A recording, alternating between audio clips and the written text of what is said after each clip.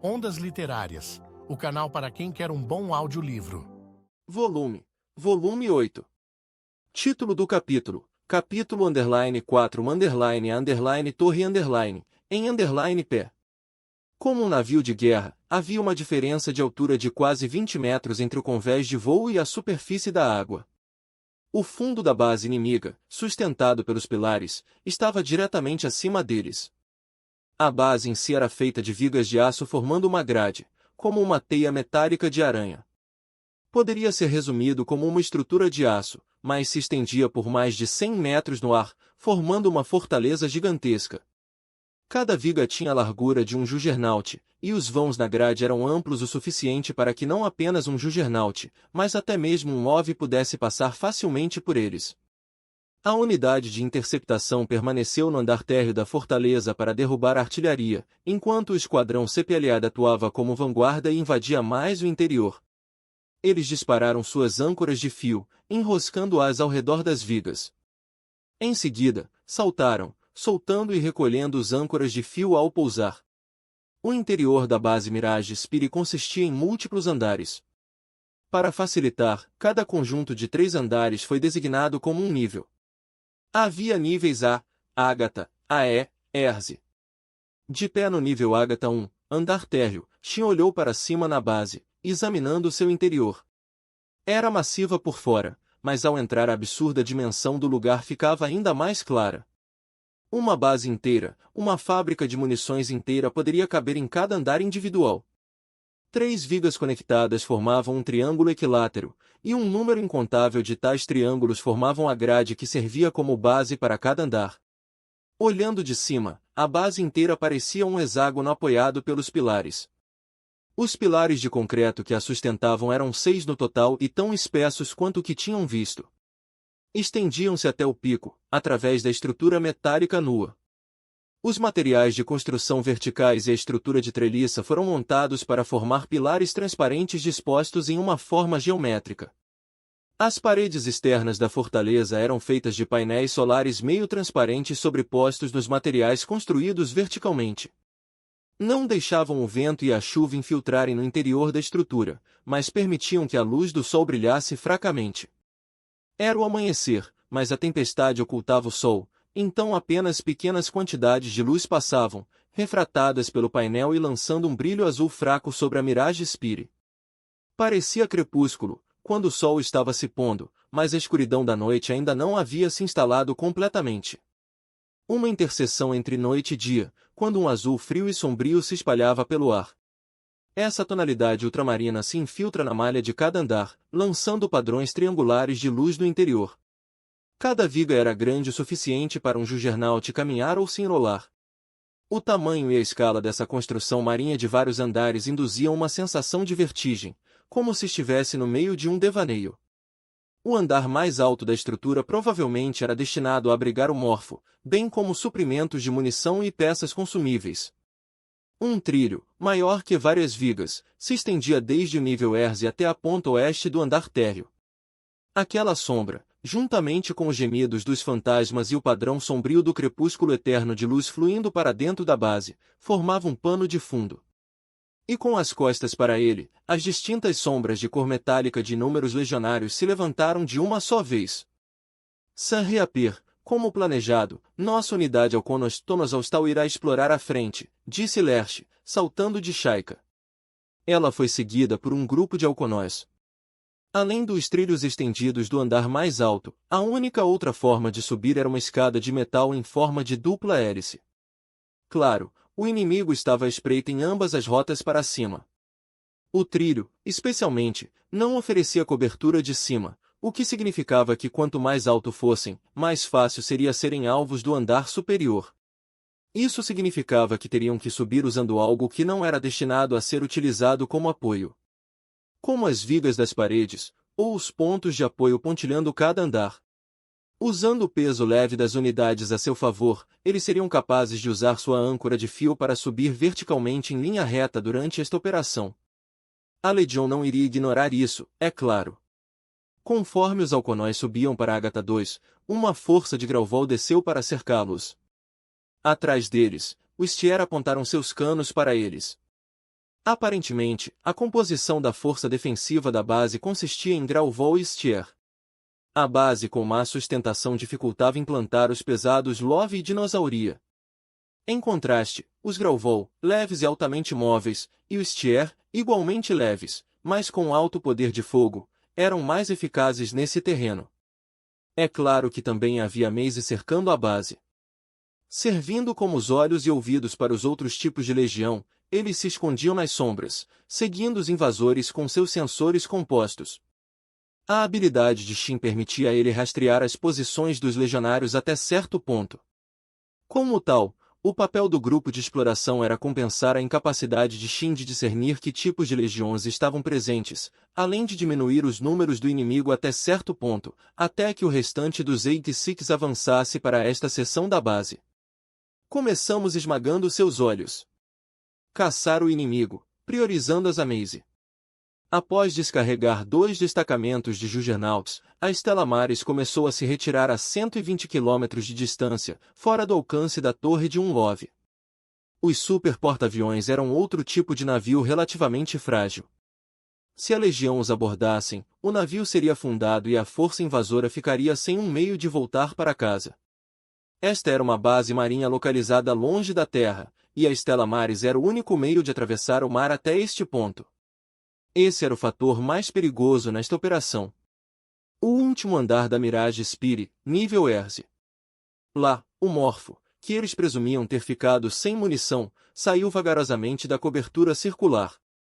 Seu canhão mirava no ângulo mais baixo possível da depressão, e os trilhos da Railgun ganharam vida com eletricidade crepitante, tendo o céu trovejante como fundo. Isso era o presságio de um bombardeio iminente. Seus alvos estavam fixados na Stella Maris em retirada, navegando em defesa diante de seu projétil de 800 mm. É compreensível. Eu faria o mesmo se estivesse no seu lugar, murmurou Ishael baixinho. Naquele exato momento, os 3 cruzadores de longo alcance, que haviam navegado para 3 posições diferentes ao redor da Mirage Spirit, dispararam seus canhões de 40 centímetros. Enquanto esses navios eram destinados a caçar os leviatãs que espreitavam nas profundezas, os países da frota, por mais pequenos que fossem, careciam dos fundos necessários para equipar suas embarcações com armamentos guiados. Como tal, os armamentos dos navios não eram destinados a destruir alvos terrestres. Em vez disso, foram projetados para lançar cargas explosivas a uma distância de várias dezenas de metros à frente. A precisão de seu bombardeio em um alvo naval não era particularmente alta.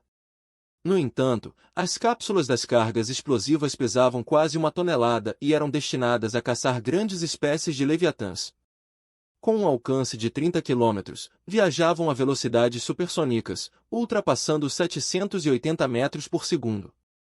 E embora não fossem feitos com o único propósito de penetrar armaduras, sua carga explosiva era tremenda. Após deixar a cobertura que o protegia para atirar na Stella Maris, o Morfo se expôs ao clima tempestuoso. As conchas choveram sobre ele vindo de 3 direções. A crosta externa das conchas foi acionada em curto alcance, liberando a carga explosiva contida dentro dela. As cargas explosivas destinadas a caçar leviatãs massivos atingiram a carga do Morfo. Muitas delas foram desviadas pela armadura da unidade principal, mas uma carga explosiva atingiu a base de seu cano de arma. Um dos longos trilhos quebrou na base e saiu voando. Nós destruímos com sucesso o cano do Morfo. Era o que esperávamos. Ele aumentou o número de tiros que é capaz de disparar simultaneamente desde o ano passado. Mesmo que esperassem por isso e o plano fosse para os cruzadores atirarem no Morfo no momento em que ele saísse da proteção da cobertura, Lena ainda estava dentro da Stella Maris quando estava sendo focado pela Railgun. A voz de Lena, suave como um sino, ainda estava um pouco tensa com medo e nervosismo. Em consideração a ela, Shin falou calmamente. Eles estavam subindo após os Alconós e estavam atualmente no meio de suprimir Agatha 2. Além disso, cada componente individual do Morfo era pesado, tornando a manutenção e a troca de munição um processo lento. Apesar disso, o número de projéteis que poderiam disparar de uma só vez e a vida útil do cano eram componentes que podiam ser modificados e melhorados. No ano passado, os limites do Morfo pareciam ser 100 tiros. Assumir que as coisas permaneceriam inalteradas durante esta operação teria sido uma estimativa excessivamente otimista. Sim, mas ainda consigo ouvir sua voz. Ele não foi abatido. Se ele ainda tiver munição, provavelmente voltará a disparar contra Stella Maris assim que seu cano for substituído. O que significava que aquele era o limite para capturar esta base e eliminar o Morfo. Eles haviam presumido que a Mirage Spire era uma fábrica, mas todos os seus andares até agora estavam vazios e o segundo pastor, que eles presumiam ser o núcleo de controle da base, estava no último andar, assim como o Morfo. O segundo alvo deles estar no mesmo lugar que o primeiro foi muito benéfico para eles, mas Shin ainda não sabia que tipo de unidade o outro Shepard era. Qual é o nosso tempo estimado até que ele possa substituir o cano? Em outras palavras, o limite de tempo deles para concluir a operação, quanto tempo até que o inimigo abatesse a Stella Maris, era. O intervalo entre seus bombardeios nos países da frota ao longo do último mês foi de no mínimo 6 horas. Devemos presumir que a quanto tempo levará. Devido a limitações de peso, Lena e Vika tiveram que decidir qual de suas respectivas unidades trazer para o navio. O Vanadis de Lena tinha capacidades de cálculo superiores, mas o Gadilka de Vika foi eventualmente escolhido, sendo seu poder de fogo superior o fator decisivo. Enquanto comandava os Alconóis, que estavam atuando como batedores, Vika franziu a testa ao receber uma transmissão visual da Mirage Spire por meio de um link de dados. Ele estava dentro do hangar da Stella Maris, que agora estava vazio dos Juggernauts que o haviam preenchido não muito tempo atrás. Uma fortaleza tão bizarra, feita inteiramente de estrutura, como o esqueleto de alguma criatura extinta enorme. Qual era o propósito de sua construção? Vika não sabia. Zashi a chamou de arsenal, mas não tinha instalações para a produção de munição. Tudo o que descobriram foi munição pronta para ser transportada para o Morfo para recarregar. E essa base não poderia ter sido apenas uma posição de artilharia para o Morfo. Se fosse o caso, por que construí-la tão remotamente, no meio do oceano? O propósito deste lugar não era claro. Também não estava claro de onde todos os recursos de ferro que foram usados para construir essa base haviam vindo. Por que a Legião investiria tanto nesta base quando seu valor parecia ser tão baixo? Não. A origem é bastante óbvia. Havia muitos países que ainda estavam isolados pela interferência eletromagnética do Entagsfliege. Inúmeras nações que eles ainda não conseguiam contatar. Não havia como confirmar se esses países ainda existiam. Mesmo que qualquer um desses países tivesse perecido no ataque em larga escala, suas vozes moribundas não teriam alcançado a Federação ou o Reino Unido. O fato de suas quedas não terem sido confirmadas, não significava que esses países não tinham perecido. Sim, Zelene disse isso. O primeiro ataque em grande escala não foi apenas uma batalha fracassada para a Legião. Sua previsão pode estar certa, Milizé. Em troca de seu peso leve e alto poder de fogo, os Stier careciam de mobilidade e tinham armaduras finas. Eles eram considerados um tipo de legião otimizado para emboscadas. Como tal, estavam posicionados em bolsões de artilharia espessos construídos em cada andar, onde disparavam contra o inimigo assim que entravam. Além disso, os Grauval rondavam a base, sem medo do desfiladeiro abaixo deles enquanto saltavam pelo espaço vertical sem nenhum fio para os apoiar. Eles investiam contra o inimigo, as lâminas de alta frequência em suas pernas oscilando com precisão letal. O mais ameaçador de tudo, porém, era tanto o Entagsfliege descendo para Agatha 3 a partir do nível Erze, liberando um cortina de prata, quanto a alto canhão giratório de 6 canos do Morfo pairando sobre todos eles. Ouvindo os lamentos da Legião e o uivo do Morfo crescerem mais altos através de sua ressonância com Shin, Raiden fez o Vervol parar repentinamente e pulou para trás. No momento seguinte, o local bem à sua frente foi despedaçado pela trajetória diagonal do fogo do alto canhão. A viga de aço foi reduzida a sucata pelo bombardeio, seu acoplamento se desprendendo e fazendo o resto da viga cair. Se esse bombardeio rápido de projéteis de 40 mm os atingisse por cima, penetraria até mesmo um Vanagan fortemente blindado, para não falar de um Reginleif. Este alto canhão foi projetado como uma arma antiaérea, mas o Morfo compensou a longa distância entre ele e os Reginleifs com precisão mecânica, atirando pelos feixes com precisão mortal. Uma chuva de metal incandescente se abateu sobre eles, ameaçando perfurar os Juggernauts como uma lança.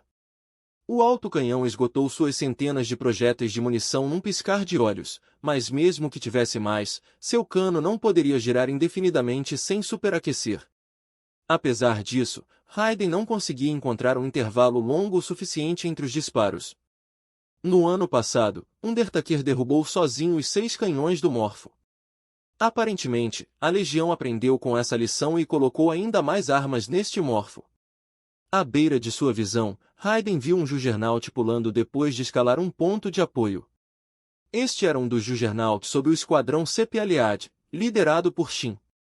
Ele evitou um Grauvoll que deslizava pelo ponto de apoio, e suas lâminas desceram. A âncora de fio do Juggernaut estava enrolada em uma viga de um nível superior, e ao se afastar do pilar, ele evitou a trajetória do avanço do inimigo. Tendo errado seu alvo, o Grauvoll deslizou inutilmente enquanto o Juggernaut suspenso fixou sua mira em suas costas. Mas no momento seguinte, uma mina autopropelida escondida na viga investiu contra o Juggernaut. Foi feito no momento perfeito, exatamente quando a atenção do Juggernaut estava fixada no Grauvoll. Raiden aconteceu de estar olhando naquela direção, então ele conseguiu se mover no momento certo. Por um fio, o Vervoll disparou. Uma rajada de tiros de metralhadora pesada avançou como um único bloco, atingindo a mina autopropelida pelo flanco, partindo-a ao meio e a explodindo para longe. Enquanto o Grauvoll deslizava, o Undertaker aparentemente também havia notado a situação e o abateu. Os mísseis em suas costas provocaram uma explosão induzida, dispersando o Grauvoll. O sensor óptico do Juggernaut atacado virou na direção da explosão, surpreendido. Obrigado, vocês dois. Vocês me salvaram. Não precisa mencionar, cara. Apenas seja cuidadoso. Shin aparentemente assentiu silenciosamente para ele, então conectou seu para-raio de volta ao resto de sua unidade, assim como Yuto. A voz serena e bem projetada de Shin encheu o campo de batalha. Todas as unidades, confirmamos a presença de minas autopropelidas na força de interceptação do inimigo. Elas são pequenas e muito fáceis de ignorar. Não confiem muito no link de dados e mantenham-se vigilantes. Urgindo-os a permanecerem cautelosos, embora sua voz sempre parecesse sugerir isso, o Reaper então acrescentou. Ainda temos um tempo razoável para concluir esta operação. Não podemos nos dar ao luxo de relaxar, mas também não há necessidade de pressa. Após destruírem o inimigo no bloco nordeste de Ágata 3, finalmente tomaram controle do nível Ágata. O esquadrão Thunderbolt de Yuto entrou no segundo nível, nível Bertha, no lugar do esquadrão Sepialiad de Shin. A supressão de Berton começou, e enquanto isso, o esquadrão Sepialiad, incluindo a Snow Witch de Anju, repôs sua munição. Deixando uma força para guardar Ágata 3, eles voltaram para Ágata 2, onde 4 catadores equipados com âncoras de fio para segui-los subiram. Fido foi o primeiro a alcançá-los e correu para reabastecer o Undertaker. Horizontalmente, esta base era vasta, mas havia menos de 1000 metros entre o andar térreo e o último andar, colocando-a dentro do alcance mínimo de um canhão antitanque, uma metralhadora pesada ou um míssil antitanque. Isso, é claro, incluía os autocanhões giratórios de 40 mm do Morpho, que originalmente eram armas antiaéreas. E assim, apesar de se retirarem da luta e tirarem um momento para reabastecer, eles não podiam baixar a guarda. Com os sensores ópticos de seus Juggernauts vigilantes voltados para cima, Shanna falou. Isso meio que te faz pensar, não é? Conhecer as pessoas dos clãs do Mar Aberto os fez perceber isso, mas pensando bem, isso provavelmente era óbvio. Quão precioso o orgulho poderia ser. Vê-los partindo assim, bem diante dos nossos olhos. Me pergunto o que faremos se algum dia nos encontrarmos na posição deles. Seremos capazes de sorrir como eles fizeram? Kurena franziu a testa mal-humorada, interrompendo suas palavras. Secamente, como se estivesse rejeitando o próprio ato de pensar sobre isso. Shanna, isso não é algo que deveríamos estar pensando agora. Então quando devemos pensar sobre isso? Essa réplica deixou Kurena sem palavras. Shanna continuou, sua voz pensativa, como se estivesse mais pensando alto do que falando. Se me perguntar, não temos pensado o suficiente sobre este tópico. Se algum dia perdermos nosso orgulho, isso acontecerá no dia em que pararmos de lutar. Já vimos onde chegaríamos lutando até o fim quando escalamos aquela montanha de cadáveres de Siren na cidadela de Revis. Mas nunca consideramos que talvez não tenhamos um fim amargo. Esta operação pode ser isso, pelo que sabemos. E isso é algo que realmente deveríamos estar considerando. Talvez, mas agora realmente não é o momento, Shanna. Entendo de onde você vem, porém. Raiden interveio em sua conversa, e Anju assentiu concordando. Ele estava certo. Estavam no campo de batalha. Não podiam se preocupar com pensamentos desnecessários. Mas mesmo assim, as apreensões de Shanna eram razoáveis, e o que ela disse provavelmente era verdade. Para lutar com toda a sua capacidade, eles tinham que eliminar quaisquer pensamentos e emoções que não precisavam. E porque essa era a mentalidade que acreditavam mantê-los vivos, eventualmente pararam de pensar em qualquer coisa que não fosse relacionada ao campo de batalha. Certamente. Vamos retomar isso depois. Depois que esta operação terminar. Enquanto observamos o oceano. Quando esse momento chegasse, eles não seriam mais capazes de adiar a conversa. Um dia, eles não seriam mais capazes de arranjar desculpas. O rendimento do Reginleif era alto em comparação com seu peso, e essa alta mobilidade era um pouco excessiva quando se tratava de manobras horizontais nesta base. Foi o que Shin pensou enquanto pilotava o Undertaker, sentindo como se tivesse mais potência do que espaço para gastá-la neste ambiente. O único espaço nivelado em qualquer andar da Mirage Spire consistia em vigas. Além desses triângulos contínuos, não havia nada na superfície, apenas um abismo aberto. Ele poderia facilmente correr ao longo da viga, mas um salto vertical exigiria que ele fizesse um pouso preciso na viga diagonal adjacente, e ele precisaria confirmar constantemente a distância em qualquer ponto ao longo da viga. Saltar no momento errado poderia fazer com que ele perdesse o ponto de pouso e caísse no abismo, uma situação que naturalmente ele queria evitar. A viga oferecia muito pouco em termos de distância de frenagem e largura, então ele só se comprometia com pequenos saltos seguros.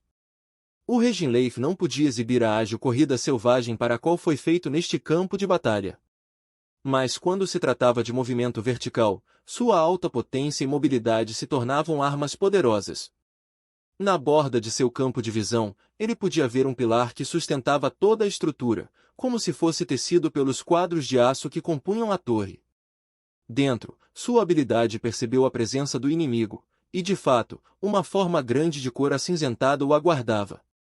Tinha 8 pernas como estacas de aço, servindo como armas letais por si só. Uma torre de artilharia revestida com armadura espessa. Um canhão característico e coercivo de 120 mm de alma lisa que Shin tinha visto mais vezes do que gostaria. Um tipo de tanque da Legião, um LOV. Estava efetivamente colocado ali como um canhão fixo, mas aquela posição estruturalmente sólida lhes proporciona uma maneira de implantar tipos de Legião pesados. Por mais óbvio que fosse, e embora aquele ponto fosse sólido o suficiente para posicionar um LOV, o modo como estava colocado em um ponto onde vários andaimes interligados significava que explodi-lo poderia ser perigoso. Shin evitou o projétil ápices disparado em sua direção, rolando voluntariamente da viga em que estava para as vigas abaixo dele, o primeiro nível do terceiro andar, Carla 1. A maioria das armas blindadas, incluindo o LOV, tinha dificuldade em girar suas torres verticalmente, então o Undertaker se aproximou dele por baixo, de um ponto onde o LOV não podia atirar confortavelmente nele. Acelerando rapidamente para a velocidade máxima, logo alcançou o pilar onde o LOV estava escondido. Mantendo essa velocidade, ele aproximou as pernas do Undertaker da estrutura e começou a correr ao longo do pilar. O LOV virou sua torre, balançando-a para encontrar o Undertaker, que simplesmente chutou contra a estrutura para evitá-la e começou a correr em outro pilar próximo. Logo, ele estava posicionado acima do LOV e atrás de sua cabeça. O corpo do LOV estava encurralado em um canto da estrutura entreliça, o que agora o deixava sem para onde correr enquanto o Undertaker avançava em sua torre. Seleção de armamento, batedores de pilhas perfurantes de 57 mm anexados às pernas. Acionar. Um tremor percorreu o LOV.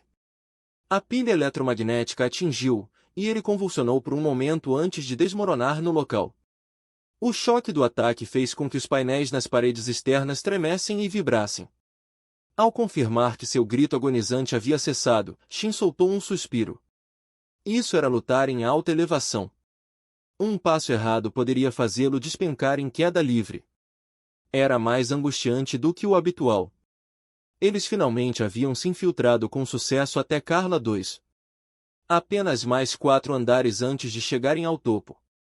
Olhar para cima, vendo o piso se estendendo acima deles, deixava Shin abalado e nervoso. Incontáveis padrões geométricos de luz brilhavam, azul escuro como o cor de um crepúsculo interminável.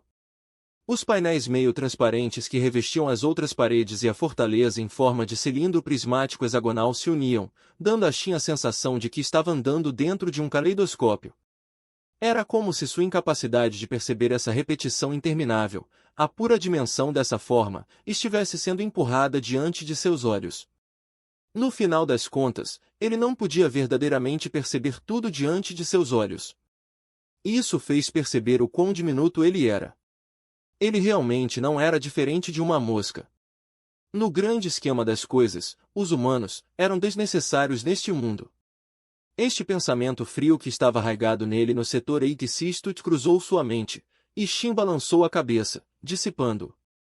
Talvez fosse por causa do que Shael disse na Estela Maris. Eles, que perderiam a história e o orgulho dos clãs do Mar Aberto com esta missão. Era como se estivesse destinado a mostrar aos Eight-Sisters seu possível futuro. Mesmo que o capitão talvez não tenha tido a intenção de fazer isso. Um espaço azul com imagens de sombras dançando sobre a cabeça e padrões geométricos cintilando aos pés. Inúmeras legiões de cor metálica. Conforme se aventuravam na espiral, as visões eram todas iguais. Isso deixou Theo tonto. Até onde eles tinham ido? Quando começaria a luta, e quanto tempo duraria? Era um inferno sinuoso de reflexos, feito de espelhos construídos contra espelhos. Era um espaço de miragens e imagens falsas que pareciam se estender para sempre. Até onde ele havia avançado neste espaço peculiar? O que ele estava procurando aqui?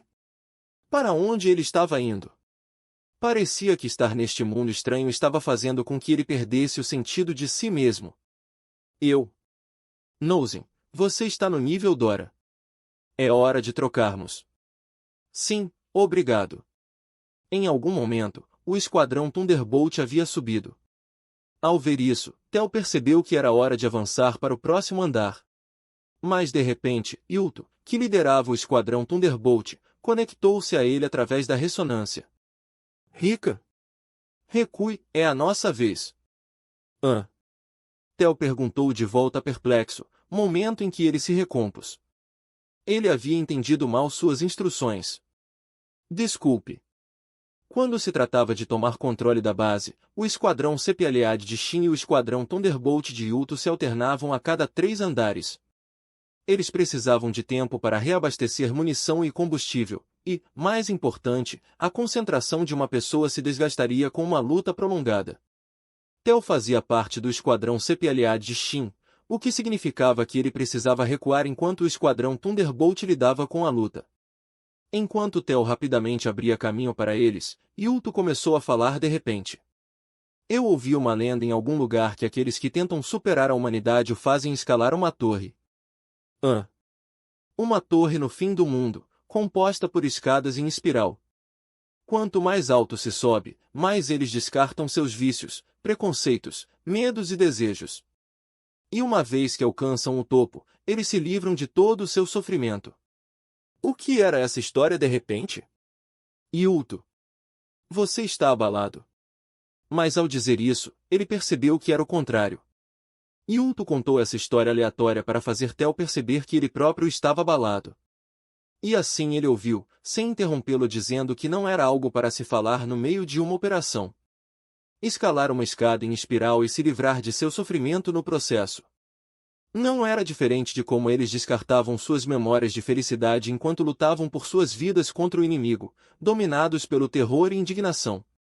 Como eles continuavam a lutar, renunciando ao seu instinto natural de sobreviver. Como no setor Eight-System, onde eles estavam uma vez trancados. Yuto falou, o sensor óptico de sua unidade fixado em Logging Fox como um par de olhos frios e sem emoção. Sim. Aquela fala anterior me fez pensar se esta torre poderia ser aquele lugar. Será que era mesmo Yuto com quem ele estava falando? Parecia quase como se estivesse conversando consigo mesmo. Era como se todas as dúvidas e incertezas que ele havia selado estivessem sendo refletidas em Yuto e se manifestando com as suas palavras. Quando ouvi essa história no setor 86, me fez pensar. Se os 86 escalassem aquela torre, conseguiriam fazer isso sem abandonar seu orgulho? Ou o perderiam também? Se eles morressem agora, chegariam até o fim amargo mantendo seu orgulho intacto. Ou partiriam como os clãs do Mar Aberto e deixariam absolutamente tudo no campo de batalha. O mar rugia alto. Milímetro. Shin piscou, ouvindo uma voz vinda de baixo. Um lamento diferente de fala humana, ou qualquer coisa que ele tivesse ouvido da legião. Não eram palavras de máquina, nem era um grito humano. Era um som completamente estranho, um que ele não podia comparar a nenhum outro som que já tivesse ouvido antes. E vinha de baixo. Vindo de baixo do mar. A força de ataque estava atualmente no 4º nível, o andar mais baixo do nível Dora, Dora 1. O esquadrão Thunderbolt estava lidando com a luta, enquanto Shin e seu esquadrão CPLA estavam reabastecendo no andar mais alto do nível Carla.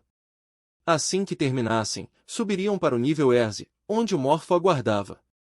Com o nível limpo, não havia sinal do inimigo, mas o nível Dora ainda estava cheio de inimigos, e o ventre do nível Erze estava cheio de Entagsfliege. E é claro, havia o Morfo, que estava obstruído por suas asas prateadas. Enquanto ainda estava atento aos inimigos acima, Shi olhou para baixo nos andares que já haviam passado. Muito abaixo dele, impedido tanto pela tempestade quanto pelas profundezas do mar, havia um mundo diferente da superfície. Um lugar governado não pela luz e pelo ar, mas pela escuridão e pela água, o reino de criaturas de sangue frio. Agora, ele não conseguia mais ouvir aquela voz. Mas se recusava a acreditar que a tinha imaginado. Lena! Existe alguma maneira de investigar o que está acontecendo debaixo do mar? Pareceu, como se houvesse algo lá embaixo.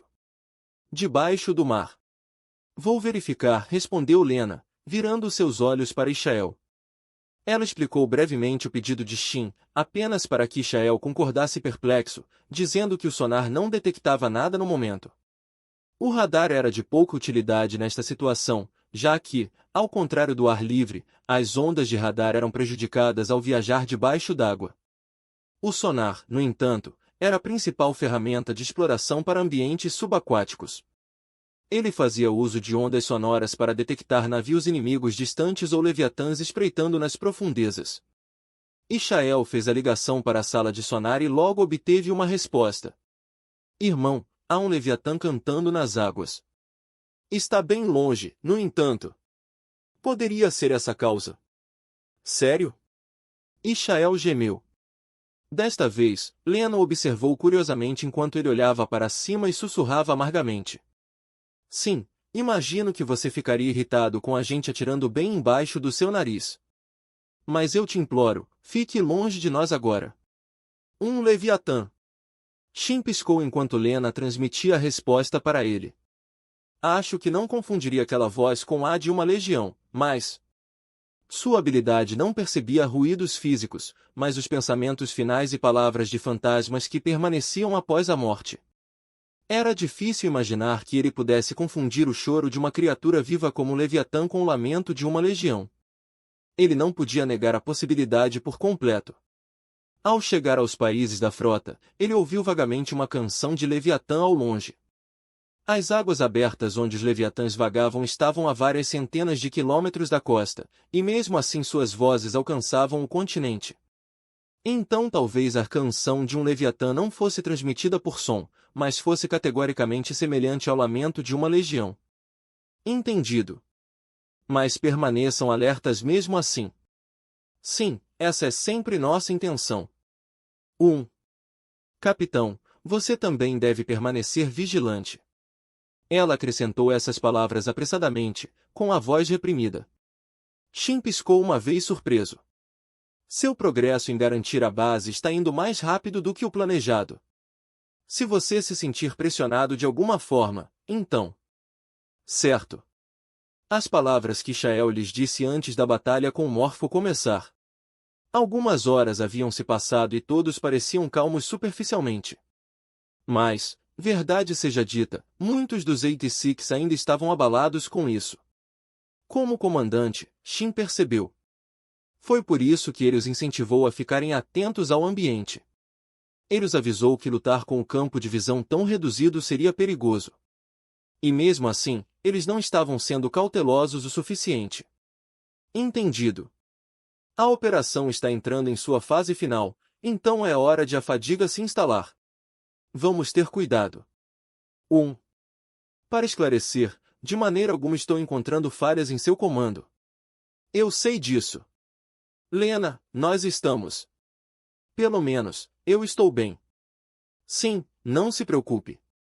Não vou perder meu caminho como fiz no Reino Unido. Na verdade, isso me ensinou que posso viver mesmo sem ninguém a quem recorrer. Isso provavelmente era a intenção de Ishael. Algo dentro de Shin havia mudado tanto que ele pôde perceber isso por si só. E é por isso que ela não precisava se preocupar com ele nesta missão.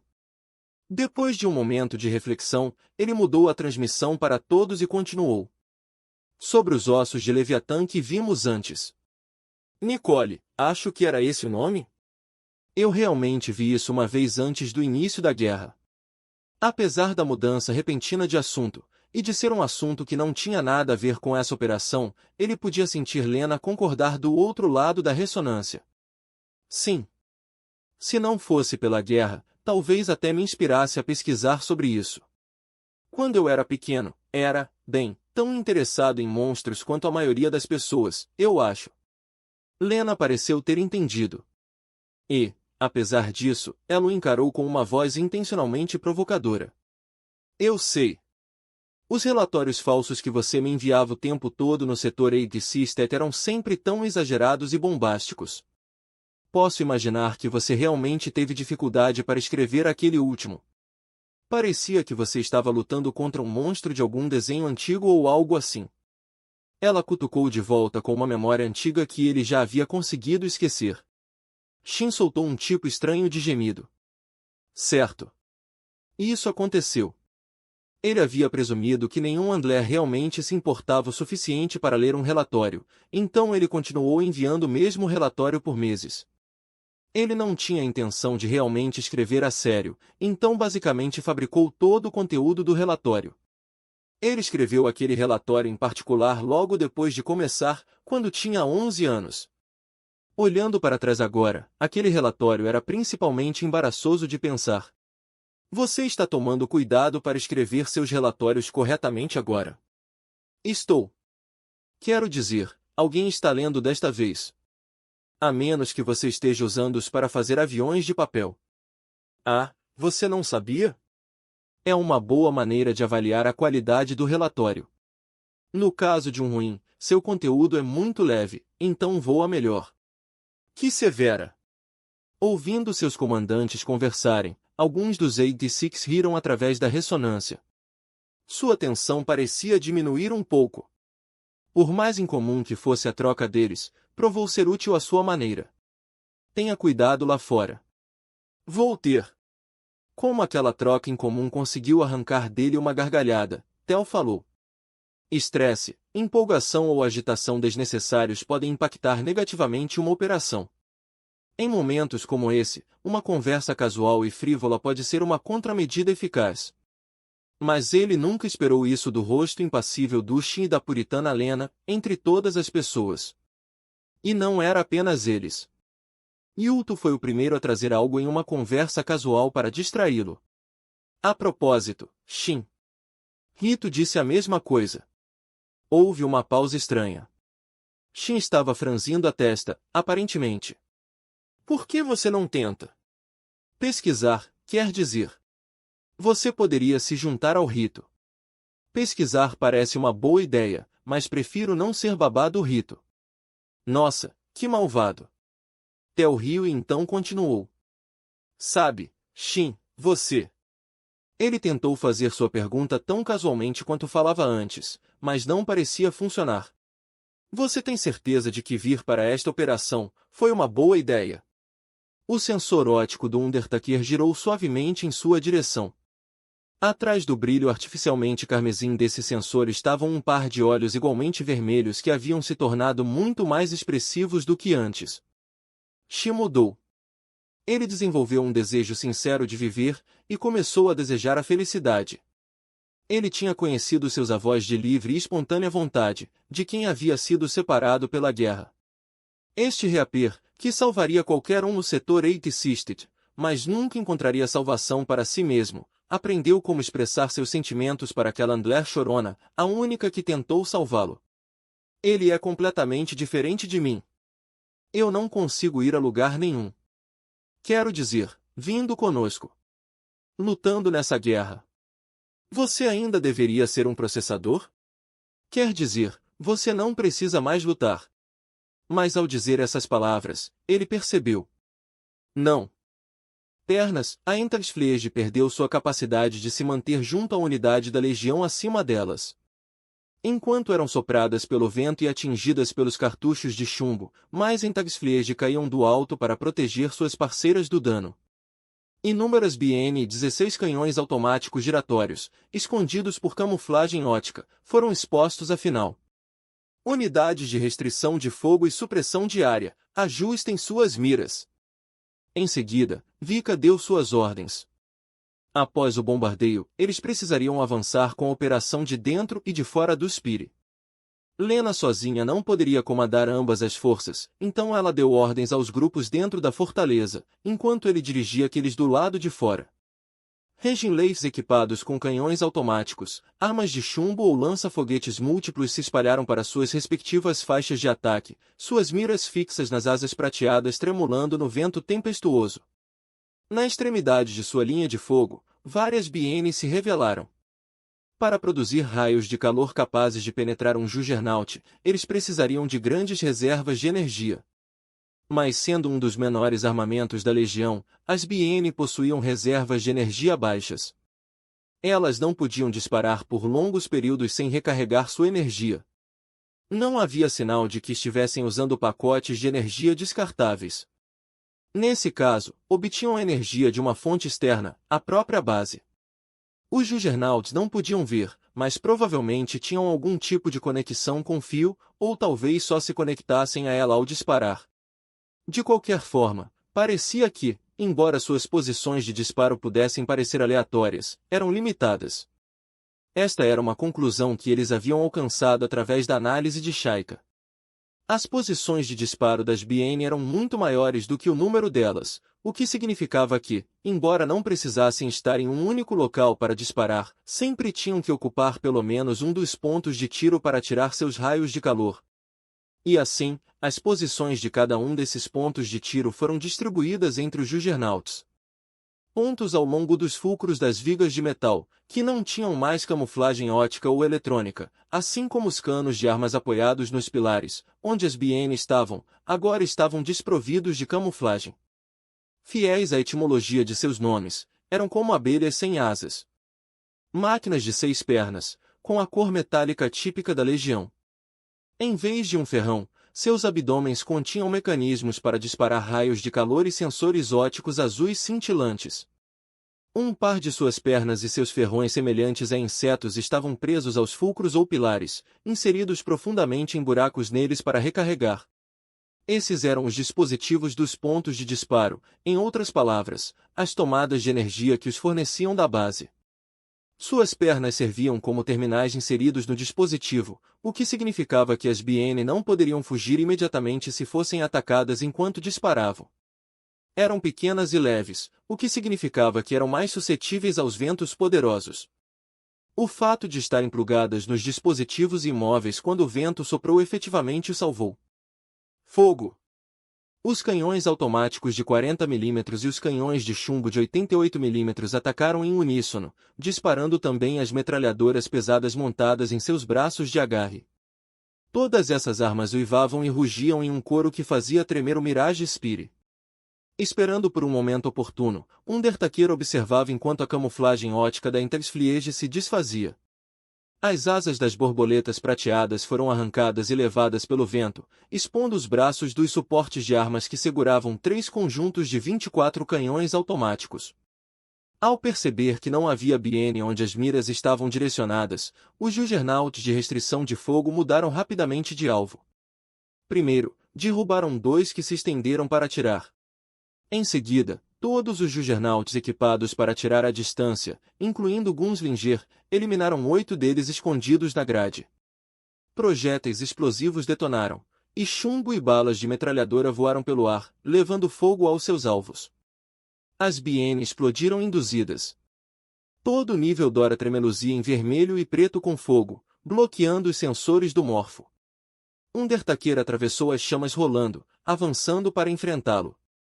2 dos andares do 4º nível estavam ausentes, então ele chutou as paredes, prendendo sua âncora nos fulcros das vigas para cessar de uma vez.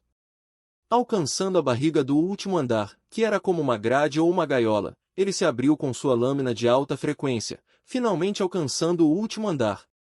Ele podia ouvir 2 uivos estrondosos, os rugidos dos 2 fantasmas. Ambos vinham de dentro do Morfo.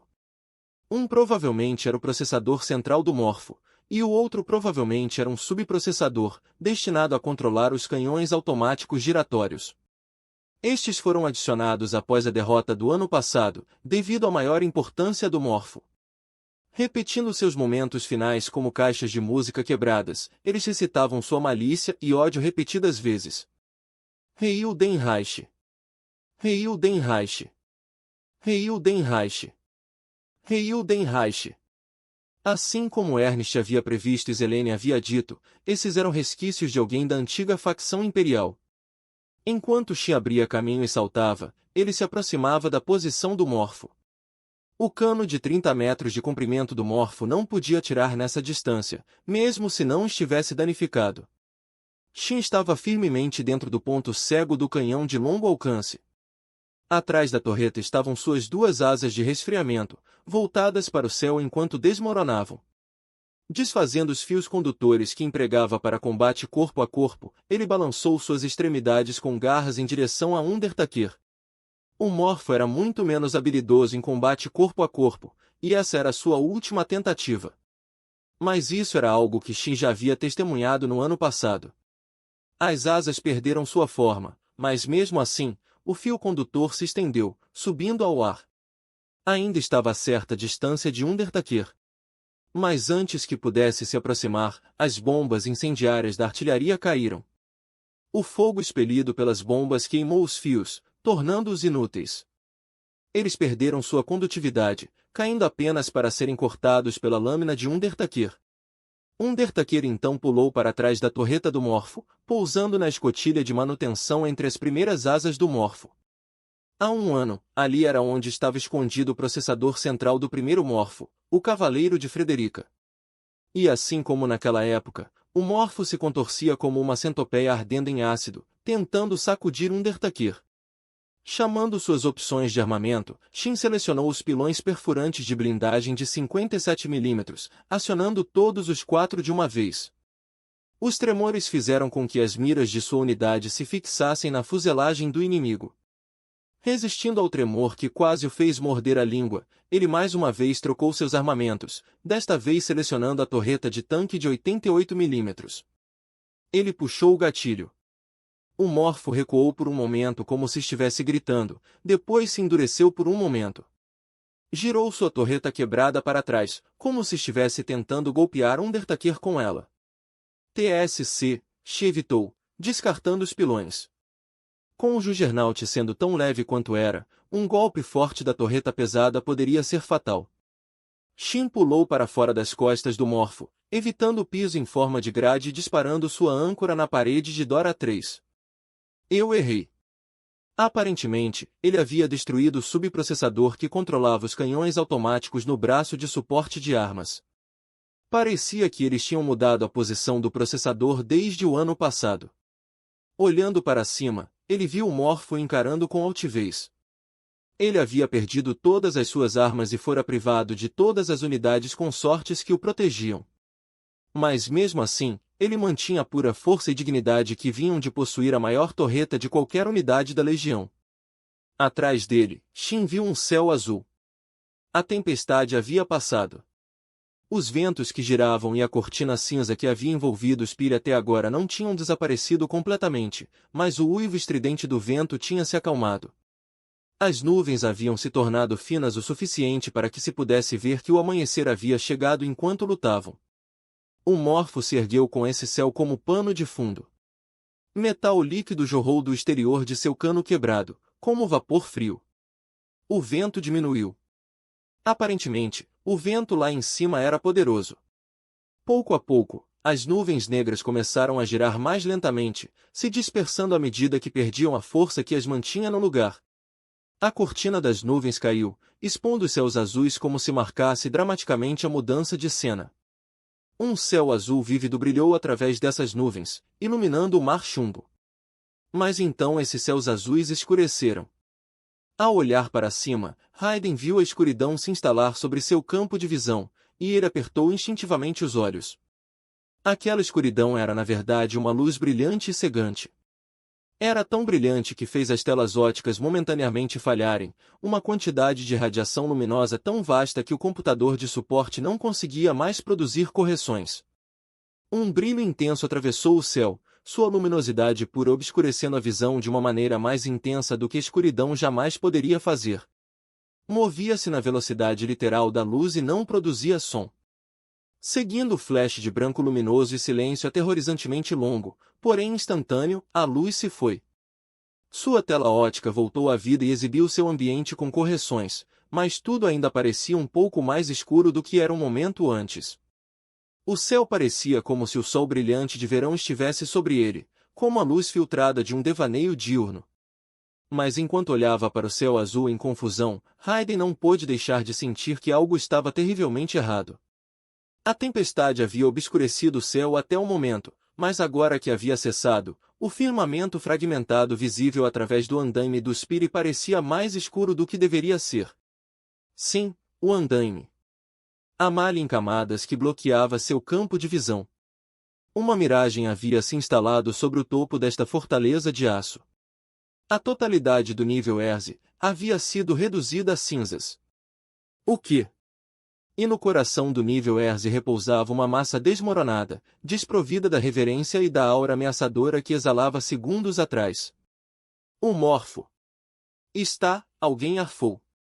Seu cano tinha derretido como doce queimado, e sua armadura responsiva balística havia se desprendido e se liquefeito tão completamente que não podia mais se ativar, expondo as placas de armadura abaixo. O revestimento havia evaporado, seu antigo brilho metálico prateado agora era um branco desbotado. Como o metal que compunha seu corpo era espesso, não havia derretido completamente apesar do calor intenso.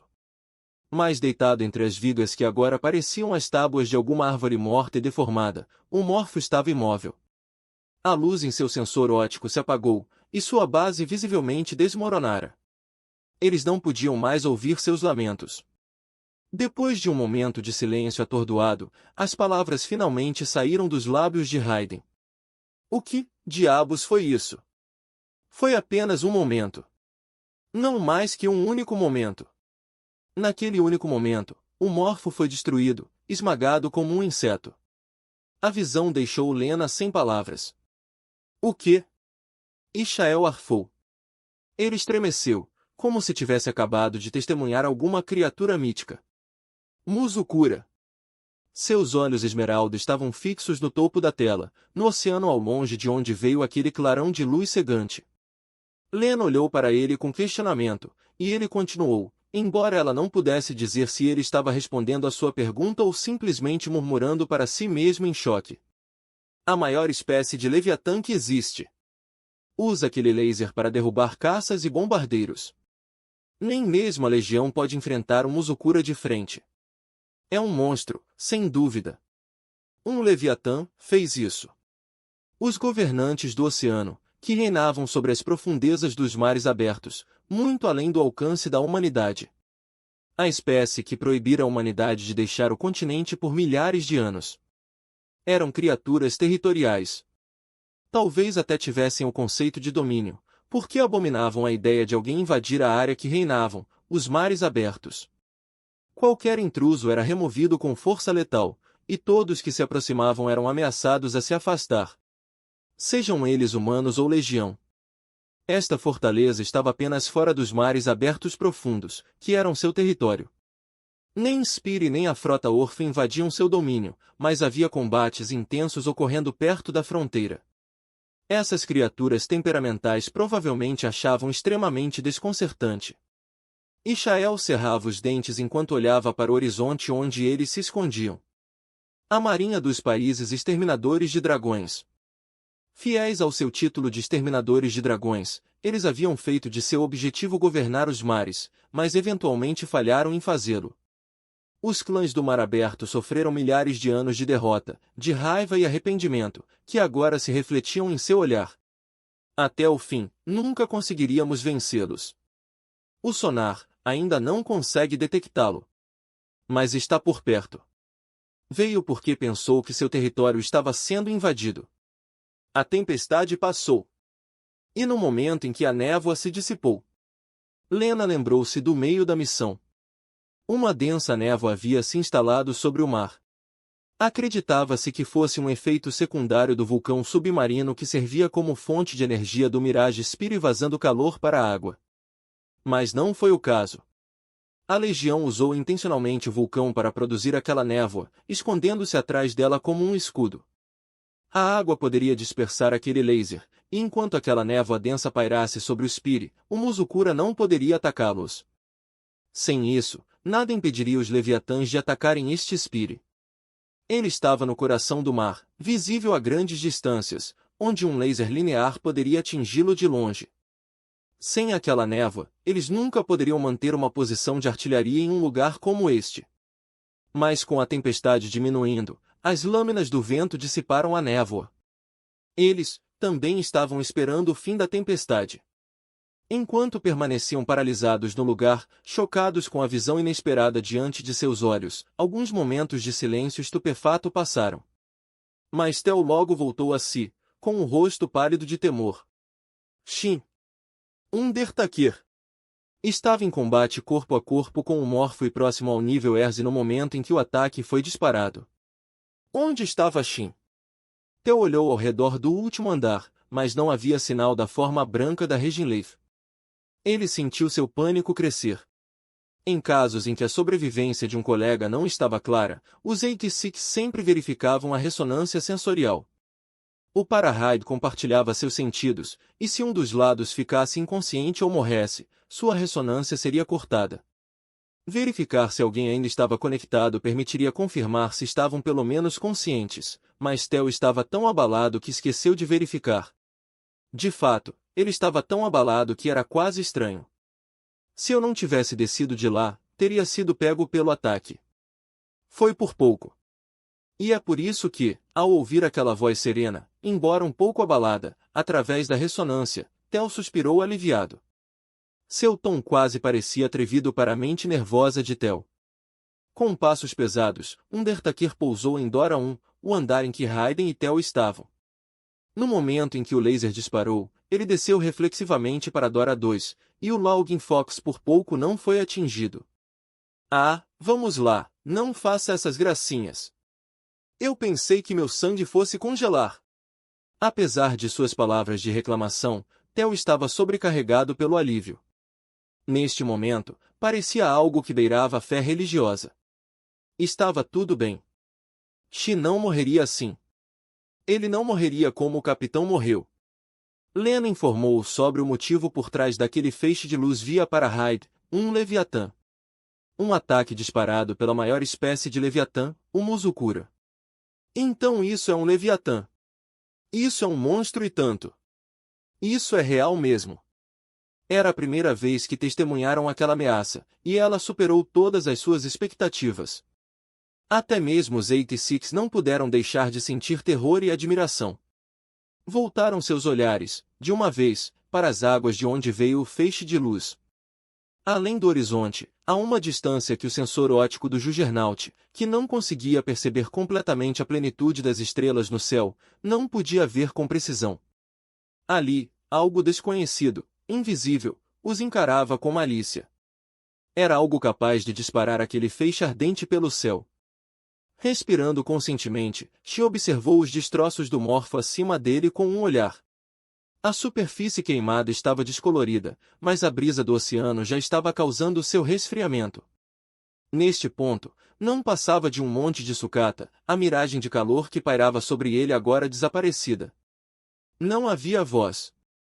Era algo que ele havia experimentado o suficiente para se acostumar após 7 anos no campo de batalha.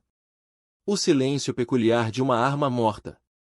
Extrair seu processador central provavelmente será difícil quando estiver tão queimado. Não há muito o que fazer sobre isso, no entanto. Tipo Railgun, Morfo, confirmado, silenciado e destruído. Concluo aqui que nosso objetivo principal está completo. Vamos sair daqui. Vocês deveriam se apressar, sussurrou Yulto, sua voz carregada de aversão incomum. Estamos lidando com um animal aqui.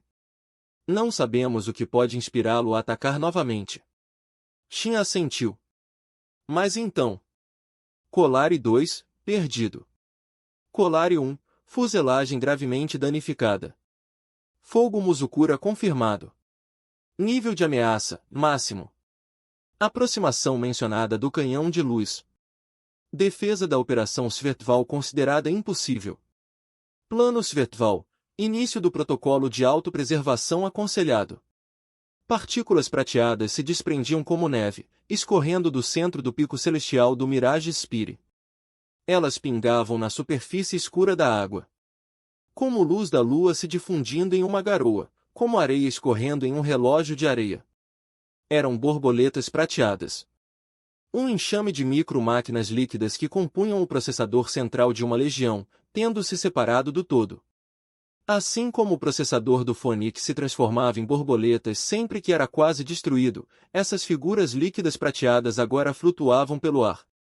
Agrupando-se, sua voz começou novamente a ecoar. Heil den Reich. Heil den Reich. Justo antes do laser atingi-las, elas fugiram para os céus, se escondendo entre as Intagsfliege. O Morfo. Ou melhor, seu processador central. O olhar de Shin saltou enquanto o uivo recomeçou e as borboletas dobraram suas asas para ganhar sustentação dinâmica. Elas mergulharam através dos pontos da estrutura de aço do Mirage Spire como mini-cometas.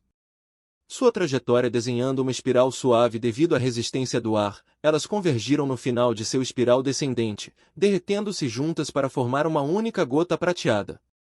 Como uma gota d'água atingindo a superfície do lago, deixaram uma coroa salpicante ao afundar no oceano. O cometa tinha caído em menos de um segundo.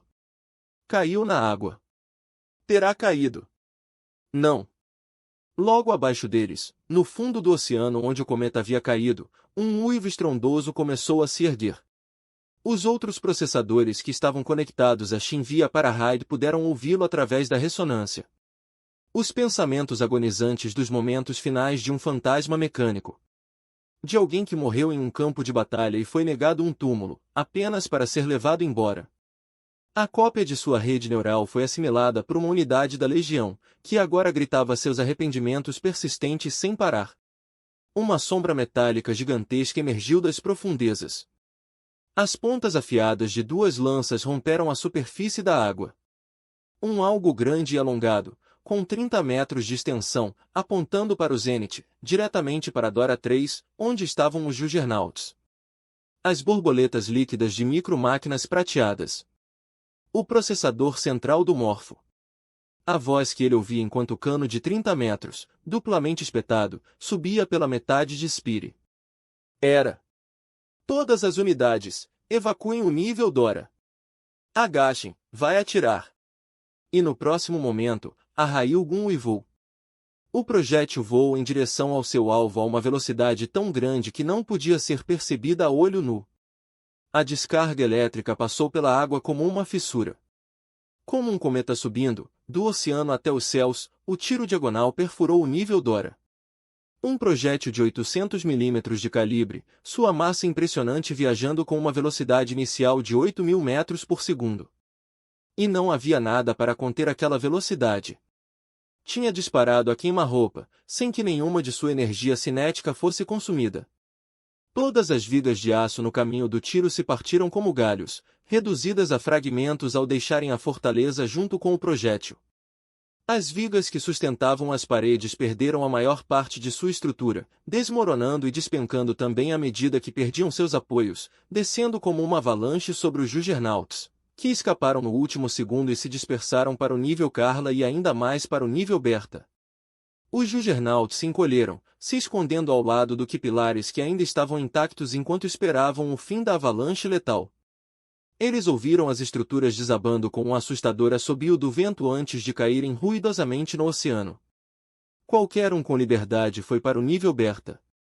Eles se dispersaram sem considerar esquadrão ou pelotão, priorizando se distanciar o máximo possível uns dos outros para encontrar abrigo.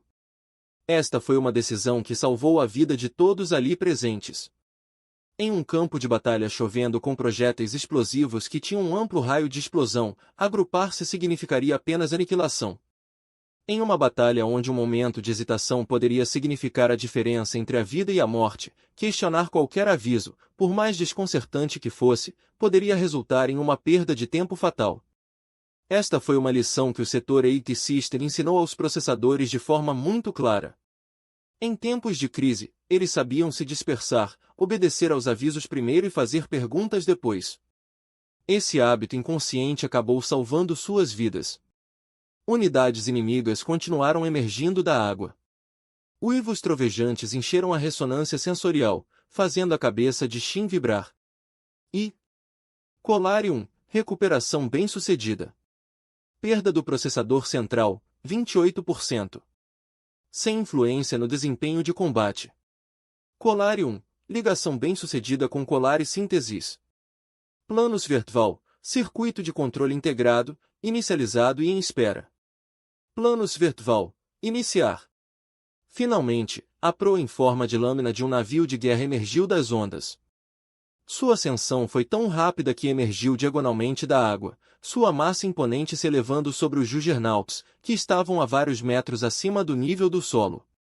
O casco inferior foi exposto ao ar, revelando inúmeras pernas dobradas. Em ambos os lados do casco, perto da borda, havia 4 sensores ópticos, cintilando em azul enquanto observavam o inimigo. Uma nave massiva que provavelmente pesava mais de 1000 toneladas colidiu com a superfície da água com um estrondo retumbante, erguendo uma enorme coluna de água em seu rastro. Era o dobro do tamanho do Stella Maris. A armadura de seu convés lateral brilhava com um brilho metálico opaco. Os canos dos canhões automáticos antiaéreos giratórios de 40 mm brilhavam ameaçadoramente, situados no centro do convés e na lateral, com alguns deles posicionados na popa da embarcação. Em ambos os lados do navio estavam as railguns de fogo rápido de 155 mm. As armas antiaéreas e os canhões se sobrepunham em um padrão de escada, para garantir as linhas de tiro uns dos outros. E no coração desta fortaleza construída de incontáveis canhões e armas, dominando tudo como uma torre de castelo, estavam um par de torres. Barris em forma de lança, com 30 metros de comprimento, se estendiam de ambas. Uma massa tão grande que até mesmo olhando de cima confundia a percepção. Railguns de calibre 800 mm. 2 deles. Talvez para garantir suas respectivas linhas de fogo, a torre do lado da popa era mais alta do que a da proa, concedendo às armas desta unidade uma altura quase 15 metros superior ao morfo.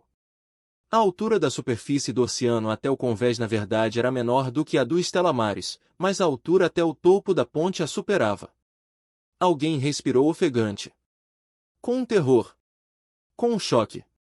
O que é isso? Não pode ser. Este navio inteiro é da Legião. Enquanto torrentes de água do mar escorriam do convés, fios prateados se estendiam das torres dos railguns. Em segundos, eles assumiram a forma de veias de asas, formando asas de borboleta. Começaram a brilhar com uma aura fosforescente fraca enquanto batiam asas, como se quisessem eclipsar os céus. Cordões de radiação foram implantados. As railguns estavam operacionais e prontas para o combate. E, Depois de mostrar toda a sua majestade, o espírito morto que possuía o processador central de micromáquinas líquidas do imenso navio de guerra ergueu sua voz em um grito de batalha. Um grito de recém-nascido. Um último suspiro. Ub! Lena podia ouvir gemidos de dor contida tanto na ressonância sensorial quanto no rádio, que estalava com ruídos estáticos. Ela não tinha certeza se aquela era a voz da pessoa, ou se o grito ensurdecedor era alto o suficiente para ser ouvido claramente por todos conectados através da ressonância. Se os outros estavam tão afetados assim por isso, como deve ter sido terrível para o Shin, com a sua habilidade? Lena tampou os ouvidos, a dor pesando em seu coração, como se o som fosse pressão física. Ela não conseguia distinguir o que o grito dizia. Ela podia perceber que havia palavras dentro daquele rugido, mas não conseguia discernir o seu significado. Era como se múltiplas vozes vindas de diferentes pessoas falassem ao mesmo tempo, pela mesma boca e conjunto de cordas vocais. Não era uma voz humana. Era como se vários cérebros tivessem sido cortados e costurados aleatoriamente, formando uma amalgamação horrenda que tinha sido descartada de forma descuidada de volta ao crânio. Como um coro misto formado pela consciência, personalidade e ego de várias pessoas mortas fundidas juntas. O que é isso? A tecnologia do Parahide já era desconhecida o suficiente para Ishael. Agora ele estava exposto a uma loucura arrepiante que fazia até mesmo os 86, acostumados a isso, se contorcem de agonia. Ele arrancou reflexivamente o dispositivo RAID e olhou para a tela ótica da ponte integrada enquanto sua pressão sanguínea voltava ao normal e a vertigem passava. Um navio de guerra. Não. Não. Isso não era algo simples como um navio de guerra. 2 railguns de 800 mm estavam imponentemente no centro do convés, apontando diagonalmente para os céus. Some a isso os 22 railguns de fogo rápido de 155 mm e os 50 e poucos canhões automáticos eletromagnéticos antiaéreos. Cada canhão e armamento estava equipado com um raio em forma de lança. Tanto seu poder de fogo quanto seu alcance eram maiores do que a artilharia comum. Apenas um railgun poderia levar um pequeno país à ruína. Apenas um tinha o poder de colocar os países da frota de joelhos. E, pior ainda, eles viram o fundo do seu casco gigantesco quando emergiu. Esta coisa tinha pernas. Não apenas nadava. Podia caminhar pelo fundo do mar ou em terra. Em outras palavras, era provavelmente anfíbio. Azur, rapaz bicho medonho tksksk enquanto fazia o Hedral Type disso SLK fiquei admirando. Pode ser difícil operar adequadamente em terra firme, mas se conseguisse se aproximar das margens. Isso, por si só, já era perigoso o suficiente. Estela mares para todas as unidades. Por meio deste, designio essa nova ameaça como tipo barco de artilharia eletromagnética, Noctiluca. Este oceano era o território dos clãs do Mar Aberto. Mesmo que essa operação pudesse tirar o orgulho da frota órfã e dos clãs, estas ainda eram suas águas. Esses pedaços inúteis de metal não tinham o direito de nadar ali como se fossem donos do lugar. Deve ser tratado como um ser consciente. Vamos afundá-lo aqui e agora. De repente, mais um alvo foi adicionado à sua ressonância. Sua Alteza! Um dos olhos de Vika piscou. Zashia. Sua tenente, a quem ele deixará para lidar com o combate terrestre. Ao contrário de sua postura costumeira desajeitada, quando estava no campo de batalha, ela provou ser bastante talentosa. E ela decidiu contatá-lo em um momento como esse. Saiu, é isso. Sim. As unidades terrestres da Legião estão iniciando seu ataque, e confirmamos que o inimigo recebeu reforços. Ela então fez uma pausa por um segundo, sua voz cheia de horror. O Fônix. Eles produziram o Fônix em massa. Uma chuva de fogo envolveu o campo de batalha enomeado dos países da frota. Os Juggernaut de artilharia que ficaram para reforçar a linha defensiva com defesa móvel bombardearam o campo de batalha com bombas incendiárias de 88 mm. Este não era um armamento comum, seja para uma torreta de tanque ou uma arma. O fogo de napalm era considerado largamente ineficaz contra armas blindadas. Isso se aplicava também aos drones como a Legião. Apesar disso, as bombas incendiárias continuavam caindo como chuva, espalhando fogo pelo campo de batalha. As asas frágeis do Entagsfliege eram vulneráveis ao fogo. Eles pegaram fogo facilmente, perdendo a capacidade de desviar raios de luz, revelando as unidades que estavam escondidas. E assim se mostraram, sacudindo as partículas prateadas, semelhantes à neve, de si mesmos. Membros ágeis que evocavam a imagem de um felino. Armadura prateada que se cruzava como asas de pássaro. Um par de lâminas de alta frequência se estendendo de suas costas, como os espinhos de um lagarto. Eles se revelaram, um após o outro, cada um deles assumindo essa forma detestável. É exatamente como Alena disse, admitiu Michi. Sim. Eles podem introduzir um tipo de alta mobilidade em produção em massa. Não pensei que isso fosse realmente verdade, respondeu Rito. Ambos estavam na mesma linha defensiva, mas cada um se protegia em diferentes trincheiras e se comunicava via para-raio. O modelo em produção em massa tinha fuselagem um pouco maior do que o que eles viram antes. Ele manteve a armadura líquida que tinha no Reino Unido, mas ainda não tinha nenhuma arma de fogo para falar a verdade. Seus únicos armamentos fixos eram os braços multiarticulados, altamente flexíveis, e as lâminas de alta frequência em suas pontas. A lâmina de corrente aparentemente foi omitida, pois controlá-la era aparentemente muito complicado. Parecia que a Legião decidiu que quaisquer características excessivamente complicadas não eram necessárias para os modelos em produção em massa. Ou talvez houvesse outra razão. A lâmina de corrente tinha o propósito de destruir rapidamente os oponentes durante ataque surpresa. Mas, assim como as armas de fogo, isso foi considerado incompatível com o propósito dos modelos em produção em massa. E Alena estava certa sobre outra coisa. Seu objetivo realmente é a caça às cabeças, pelo que parece. Embora eu não saiba como ela poderia descobrir isso sem ver. Rito não pôde deixar de gemer. Caça às cabeças. Ao absorver as estruturas cerebrais dos mortos na guerra, a Legião quebrou as correntes de seu período de vida programado e melhorou suas características. A caça às cabeças era quando a Legião caçava humanos para obter processadores centrais mais eficientes. Era uma ocorrência comum na Federação, no Reino Unido e, principalmente, no setor Eighth Sisted. Um ato de brutalidade dos fantasmas mecânicos.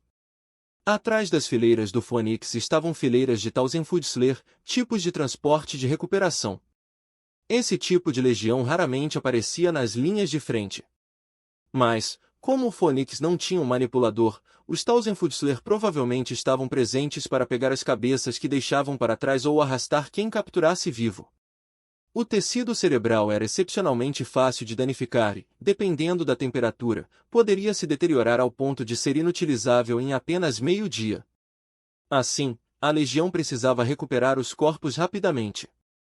Rito franziu o senho desagradavelmente. Acho que não demos crédito suficiente a ela. As bombas incendiárias eram uma arma não convencional, tanto para obuses quanto para feudres. Suas chamas rapidamente arrancaram o disfarce ótico do Phoenix. O fato de terem sido capazes de lançar uma arma tão não convencional sobre a Legião foi porque estavam preparados para isso. Sua rainha suspeitava da possibilidade de um Phoenix em produção em massa ser introduzido e havia preparado o campo de batalha com medidas para lidar com isso. Rito não imaginava que queimariam facilmente as borboletas que os escondiam. Certo, então. Eles estão chegando. Os Phoenix curvaram seus corpos, como um bando de animais bizarros, e avançaram no momento seguinte. Como se para enfrentar o desafio, os Reginleifs que os dois lideravam desceram ao campo de batalha em chamas. Ao longe, uma cena familiar se desdobrou. Enquanto o brilho dos sensores óticos iluminava o enorme canhão da nave-mãe, várias unidades avançaram em direção à fortaleza flutuante. Shin percebeu imediatamente. Não aparecia no radar e até enganava o sensor óptico. Mas sua habilidade sempre ouvia os gritos incessantes dos fantasmas, avisando de sua aparição e posição. Todas as unidades, fiquem atentas. Hostis se aproximando com camuflagem ótica. Provavelmente são unidades Phoenix. Com o bater suave de asas de borboleta e refração de luz, algo subiu pelas paredes externas do espigão. Como uma ave de rapina mergulhando para pegar sua presa, eles subiram verticalmente pelos andaimes. Os painéis externos se esmigalharam e caíram, como se marcando sua trajetória. Eram 4 deles. Os Juggernauts ao longo de sua trajetória presumida se viraram, abrindo fogo assim que passaram. Suas torretas de tanque de 88 mm atravessaram os painéis, seguidas por rajadas de metralhadora e canhões de chumbo. Theo não ajudou a interceptá-los. Quando ouviu o aviso, as sombras já haviam alcançado o nível Carla.